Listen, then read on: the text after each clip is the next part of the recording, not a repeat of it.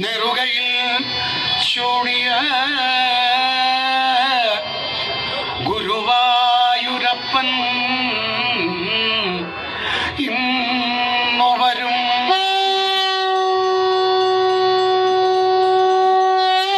നിങ്ങളെല്ലാവരുടെ വിഷമം ഇവിടെ കൊണ്ടുവയ്ക്കണം. ശാന്തേട്ടൻ 30-ാം തീയതി കാണാൻ പോകുന്നുണ്ട് ഗുരുവായൂരപ്പനെ. ഇവിടുത്തെ കൂടെ ആൾക്കാരുടെ സങ്കടങ്ങളും അവിടെ പറയും. നിങ്ങൾക്ക് എപ്പോഴും ഓടി ഓടി അവിടെ വരാൻ പറ്റില്ലല്ലോ. അതുകൊണ്ട് എല്ലാവരും സങ്കടം ഈ വിളക്കത്ത് കൊണ്ടുവച്ചാൽ നല്ല പോലെ പ്രാർത്ഥിക്കാം.